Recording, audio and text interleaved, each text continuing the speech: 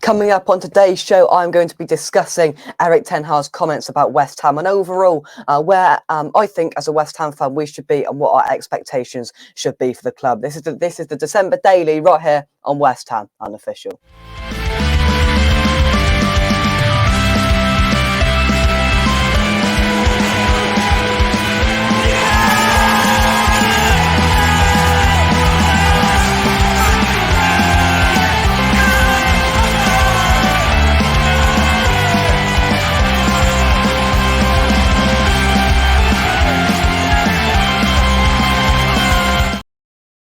Now I am going to discuss what Eric Ten Hag has said in a recent press conference about West Ham, but I do want this video to be particularly solely based on that, because I think what other sort of opposition club fans sort of stereotypically assume about West Ham, definitely in the last couple of years or so, is that we should be up there fighting with the big boys again, as we have done in the last couple of years. So I'm just going to straight off the bat read what Eric Ten Hag has said recently. He said, overall about opponents coming up and perhaps challenging for top four, along with his Manchester United side. He said Newcastle are coming. They have done well. They did the right investments, and that is what you have to value.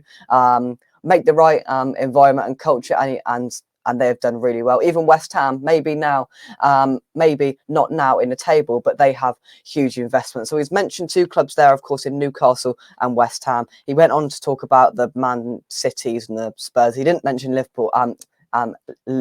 Sorry, he didn't mention Arsenal, which I found mildly amusing. But in terms of West Ham, he sort of said, even West Ham in the last couple of years, we've been up there, and he's right, and we've made huge investment. He hasn't said anything wrong, and he's sort of praised us to be up in that category, even though currently we sit 16th in the Premier League table in this sort of unprecedented month-long break where we've got to sit around and try and think about what's happened in the last few months. And for West Ham, it's been quite the roller coaster, obviously, with 3 nightmare games at the start of the season, picking it up a little bit with wins against Wolves and Villa in there as well, but then really falling off towards the back end of that first period of the season with appalling losses at home to Crystal Palace and Leicester City. So it's been a pretty much a roller coaster last few months, or first few months of this Premier League season for West Ham, and a lot of fans think we should be up there, and maybe dismissing sort of the real problems we've got here at West Ham, obviously, because they don't watch us every week. I'm sure Eric Ten Hag doesn't watch us every week. I wouldn't blame him at the moment, to be honest with you, because most West Ham fans struggle to watch us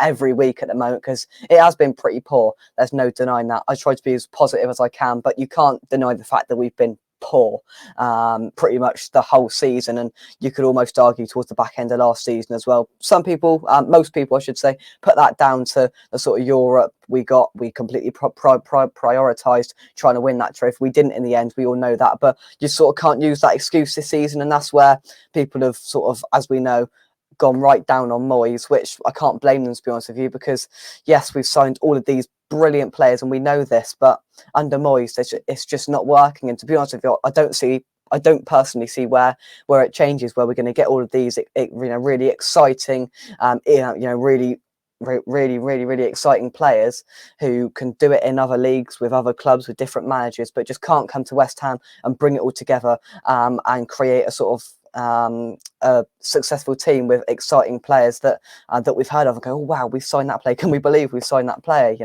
As it was in the terms of Lucas Paqueta, and that definitely hasn't gone well so far in his West Ham career. So I think definitely opposition fans almost think we will get back up there, but a lot of West Ham fans, and I don't blame them, can't see past the growing and huge problems at the club right now, because we've got people there like Eric Ten Hag saying West Ham, it's not showing at the league at the moment, but they've spent a lot of money and they've looked really good in the last couple of years, which is bang on the money, and I think it's good that we're getting that praise from different clubs, because and certainly in that sort of 2-year period, if I sort of mentioned when we were in the top 4, Sky went from showing the top 4 to say was the top 3 to sort of cut us out of it, which we all just laughed at, because quite frankly we don't care, but we were up there, we were pushing, and the media don't really like it. Sky definitely didn't like it, because it was there because it was pushing out clubs from their favourite Fab Six, wasn't it? But and fair play to Newcastle as well. They've gone through some really difficult times in the past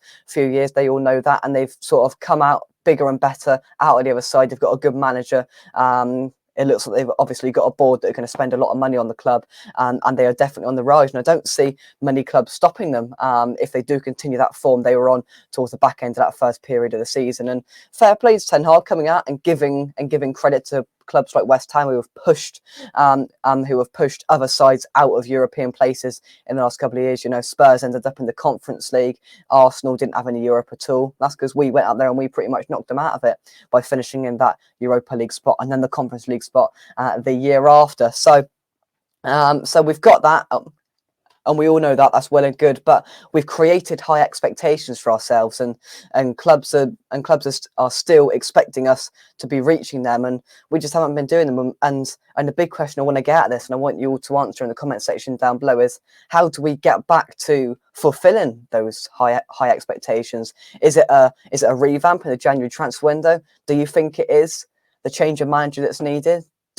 Do you think chucking more money at this with the same manager, with the same tactics, is just, you know, chucking money down a blind alley in terms of West Ham, in terms of, you know, not utilising the players under Moyes that perhaps different managers, maybe like a Pochettino or a Tuchel, could utilise these players in a different way? How do you think we get back to those expectations? Put that in the comment section down below. My personal opinion, I don't think we'll spend big in this January transfer window. I'll be surprised if we bring in more than 3 sort of first team / squad players. You know, you can say I wouldn't particularly count this Luis Leao that looks like he's coming to the club. He's going to be in the academy. I wouldn't really count that. 3 players that are either going to be a squad player or in the first team, who are basically going to be in the first team squad. I wouldn't expect more than 3 signings in this window. I wouldn't expect us to spend big, and quite frankly, I don't know. I think it's a difficult question to ask, and I think it's an interesting debate to have, where you've got opposition clubs and managers saying how good we've been, and rightly so, and expecting us to continue that. But at the moment, we're far off thinking about Europe and, you know, finishing 6th or 7th. You know, we're more worried about getting into the top half of the table, or even getting sort of out of the relegation battle that we've worked our way into here. So yeah, it's an interesting debate. Of course, there's the 2 different sides of it. There's the other teams, and then there's us that watches us painfully every week. But let's hope we can see a change after the World Cup break. Straight back into it. We've got 3 very crucial games. Arsenal, wouldn't expect anything, but if we do, it's a bonus.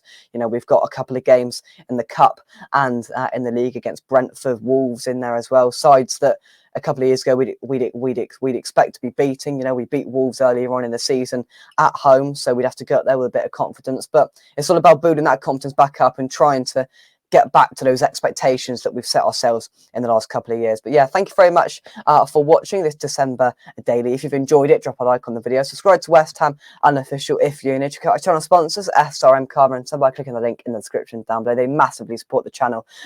So yeah, if you could check them out and maybe support them, that would be greatly appreciated. Become a member of the channel as well, and all of that sort of stuff. Check out all the videos we've done lately, as I attempt to bring you a video every day to round up a West Ham topic, news, subjects, all that sort of stuff to do with West Ham. But that's it from me. Come on, you Irons, and I'll catch you soon right here on West Ham Unofficial. This has been the December Daily. Ten Hag has praised West Ham. Can we get back to those high expectations that we've set ourselves? Who knows? We'll have to see. Thank you very much, and bye-bye.